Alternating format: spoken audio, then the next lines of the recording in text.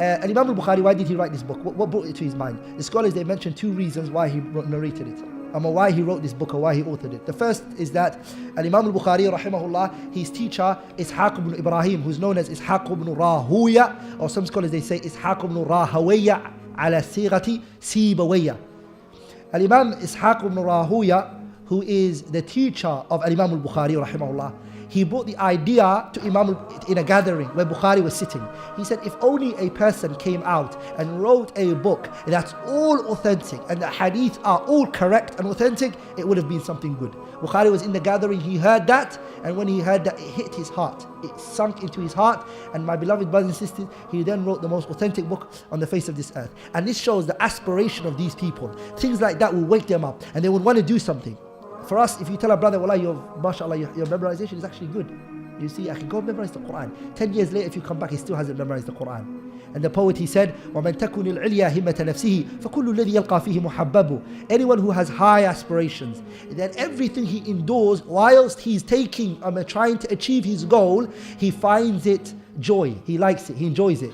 If you have high aspiration, you set yourself a goal. Every pain that comes whilst you're trying to achieve that goal, you find it, you enjoy it. You don't find pain or you don't find hardship through it.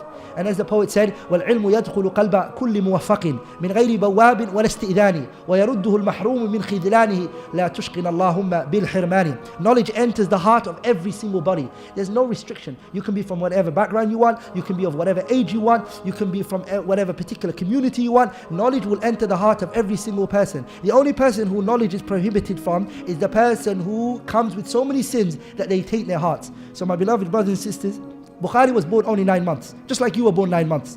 He came out of the womb of his mother not knowing anything, just like you came out of the womb of your mother not knowing anything. Allah says in the Quran, وَاللَّهُ أَخْرَجَكُم مِّن بُطُونِ أُمَّهَاتِكُمْ لَا تَعْلَمُونَ شَيْئًا. Allah brought you out of the womb of your mothers not knowing anything. So no one had no one had a head start. Everybody came out knowing nothing. But where Bukhari passed you and passed me and passed all of us is because he had high aspirations. And he didn't just dream.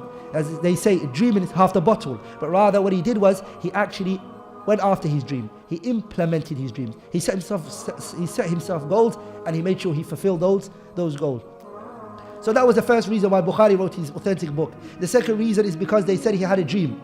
And in the dream what he saw was the Prophet ﷺ, flies were coming to the Prophet's face, alayhi salatu wasalam. And Imam al-Bukhari, he had, what's it called, this thing you...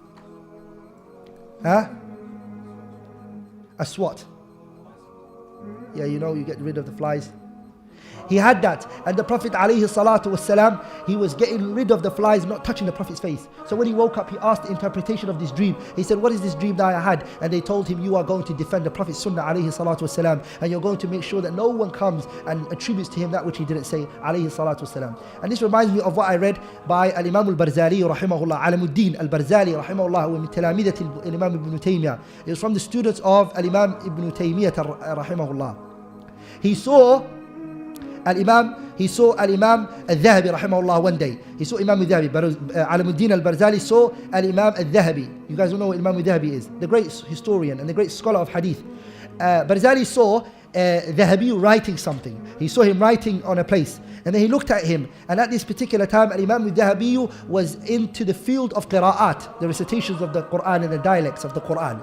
So when he saw him, he said to him, kitabatuka, you're writing kitabatu ahl hadith. You write like the people of hadith, like you write like the scholars of hadith. And he looked at him and he said, really? And he said, yes. From that day onwards, Imam al-Dhahabi embarked on the path of learning hadith. Allahu Akbar. Just one word like that changed their lives. So when Bukhari was told that you're going to defend the Prophet ﷺ as a hadith, it made him go forward, and it made him fulfill his dream, and it made him achieve. My beloved brothers and sisters, Allah raises these people, and the people of knowledge, Allah raises them. يَرْفَعِ اللَّهُ الَّذِينَ آمَنُوا مِنْكُمْ وَالَّذِينَ أُوتُوا الْعِلْمَ دَرَجَاتٍ. Allah also says, أَمَّنْ هُوَ قَانِتٌ آنَاءَ اللَّيْلِ سَاجِدًا وَقَائِمًا يَحْذَرُ الْآخِرَةَ وَيَرْجُو رَحْمَةَ رَبِّهِ قُلْ هَلْ يَسْتَوِي الَّذِينَ يَعْلَمُونَ وَالَّذِينَ لَا يَعْلَمُونَ إِنَّمَا يَتَذَكَّرُ أُولُو الْأَلْبَابِ. وَلِذَلِكَ عَلِي بن أبي طالب said, كَفَى بِالْعِلْمِ شَرَفًا أَن يَدَّعِيهِ مَنْ لَا يُحْسِنُهُ. Enough to show you the virtue of knowledge is that every single person will claim knowledge. If I said to anybody here right now, you're ignorant, he'll get angry. That's enough to show you how powerful and how good knowledge is. Everyone wants to be part of the idea of being a scholar. And to show you how low ignorance is, everyone here would not like to be attributed to ignorance. Sahih? That's enough to show you how bad and how low ignorance is, my beloved brothers and sisters.